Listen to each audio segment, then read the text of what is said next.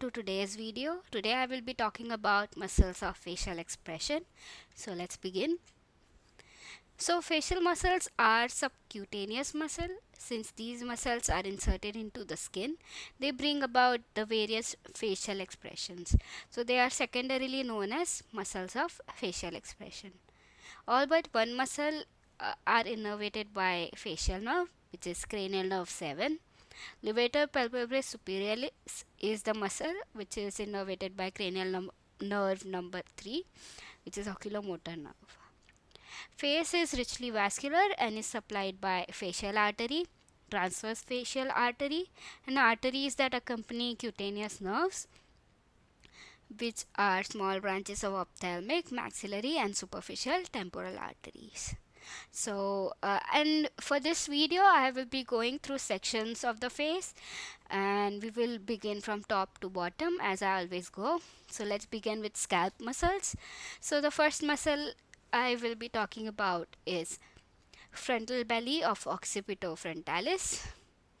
Its bony attachment is epicranial aponeurosis, which is over here on the top, and soft tissue attachment is skin and subcutaneous layers of forehead and eyebrows. Action is it moves the scalp, eyebrows, and wrinkles the skin of forehead. Next scalp muscle is its brother, which is occipital belly of occipitofrontalis. This muscle over here, its bony attachment is superior nuchal line, and soft tissue is epicranial aponeurosis. It helps in retracting the scalp. Okay, so we have two scalp muscle, or one occipitofrontalis, which has two bellies, frontal belly and occipital belly.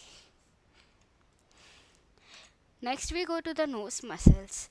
So the first muscle which I will be talking about is called procerus.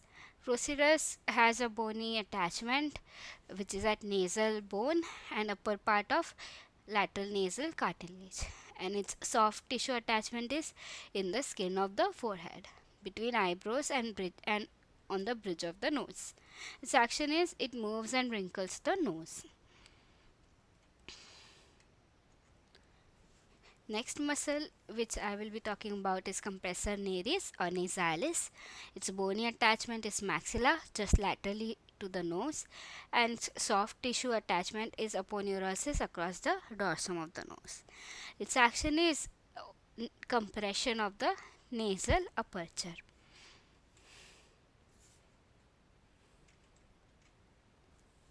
This is the small muscle which is next. It is called dilator naris. Its attachment is maxilla over lateral incisor, and soft tissue is alar cartilage.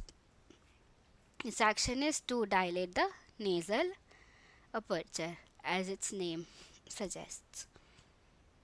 Then we have depressor septi. This is another muscle that is attached to the maxilla over the medial incisor, and soft tissue attachment is lower mobile part of the nasal septum. Its action is to pull the nose inferiorly. Now we'll go towards the mouth muscles. This is the biggest muscle, which is this round muscle which is around the mouth. It's called orbicularis oris. Oris means mouth, orbicularis means circular. So this is the circular muscle of the mouth. Its bony attachment is maxilla, mandible, and it also blends with other muscle fibers, as you can see in this figure. Okay, its soft tissue attachment is encircling mouth, skin, and muscles at the angle of the mouth. Its action is to close the lip, protrude the lip. Numerous extrinsic muscle along with it creates the most versatile various types of grimaces. Next muscle that I will be talking about is buccinator. So buccinator is a very deep muscle, and its bony attachment is alveolar processes of maxilla and mandible. For soft tissue, it attaches to orbicularis oris. Its action is to flatten the cheek against the gums and teeth. so that it prevents accumulation of food in the vestibule while eating, and it also helps you to whistle.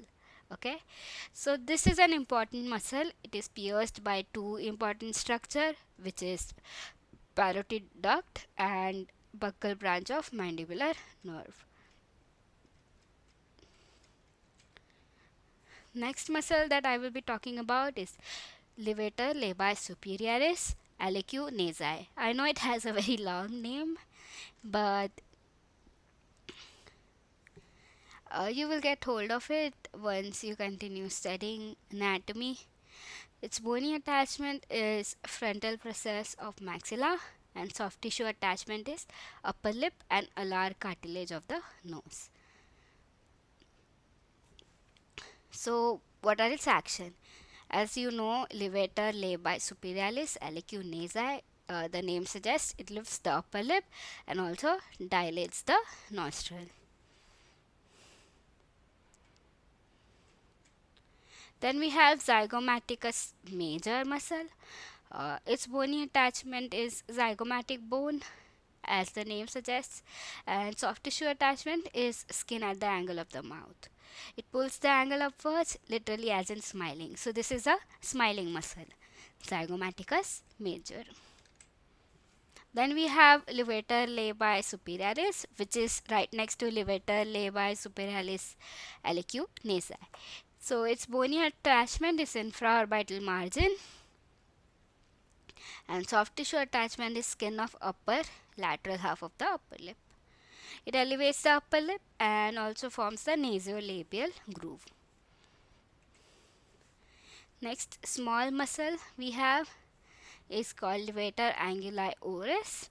Its bony attachment is maxilla just below infraorbital foramen, and you can also see the infraorbital nerve in this image. And soft tissue attachment is skin of the angle of the mouth. It also elevates the angle of the mouth and forms nasolabial groove. Next we have zygomaticus minor. Its bony attachment is also zygomatic bone, and soft tissue is upper lip medial to the angle. Action is to elevate the upper lip.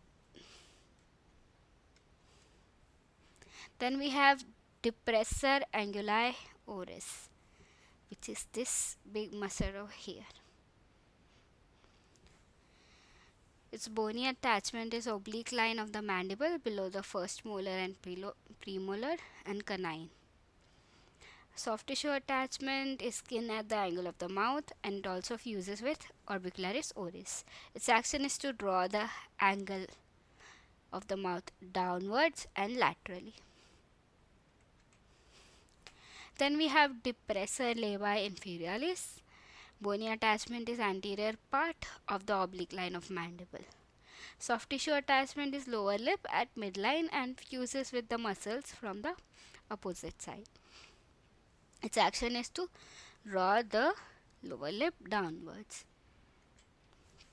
Then we have mentalis, which is essentially known as the chin muscle. It is attached to mandible inferior to the incisor teeth, and soft tissue skin of the chin.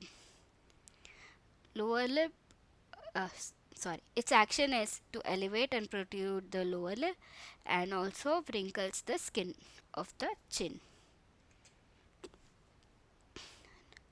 Next muscle is risorius. Risorius is attached to fascia of masseter muscle and skin at the angle of the mouth. It retracts the angle of the mouth. Now we go to eye muscles. First muscle is corrugator supercilii. Its bony attachment is medial end of the superciliary arch, and soft tissue is skin of the mid eyebrow. Action is vertical lines on the forehead, as in frowning. Then we have levator palpebrae superialis. This is the only muscle that is supplied by third cranial nerve. Its bony attachment is lesser wing of sphenoid, and soft tissue is superior tarsal plate and skin of the upper eyelid. It helps to elevate the superior eyelid. Then we have orbicularis oculi. Like orbicularis oris, this is also a circular muscle around the eye. Its bony attachment is medial wall of the orbit, and soft tissue is skin surrounding the eyelid. Its action is to close the eye, produce winking, blinking, and squinting movements. Now I'll go to neck muscles. We have only one neck muscle, which is called platysma. Its bony attachment is upper parts of pectoral and deltoid fascia, and for soft tissue, it covers a large area, which is base of the mandible and skin of the lower face, lip. It also sometimes continues with rhizorius. Its action is to release the pressure of the skin on subadjacent veins. It depresses the mandible and pulls the angle of the mouth downwards, as in horror or fright. Okay. Here in this picture, I will be talking about various expressions and what muscle work in those expressions. So when you are surprised, you have wrinkles on your forehead, as in this picture, and this is due to frontalis or frontal belly of occipital frontalis. Then if you don't like somebody, you show dislike, where you show vertical lines on your near your nose and wrinkle your nose. It is due to corrugator supercilii and procerus. Then if you are angry, your nose flares up, which is due to depressor septi and dilator nares. If you are smiling and laughing, we have zygomaticus major, which is a smiling muscle. And if you are grinning, it is because of rhizorius. If you are sad, we have levator labii superioris and levator anguli oris over here. If you are in grief, your mouth will be depressed. It is depressor anguli oris. To close the mouth, we have orbicularis oris. To whistle and kiss, we have buccinator and orbicularis oris. When in doubt, you bring your lower lip out and your chin wrinkles. It is due to mentalis. And if you are in horror, fright, or terror, you have platysma working, which brings about the wrinkles in your neck and also brings the lower lip downwards. So this is how different muscle groups work to give you different facial expression. Thank you so much for watching this video. I hope you like it.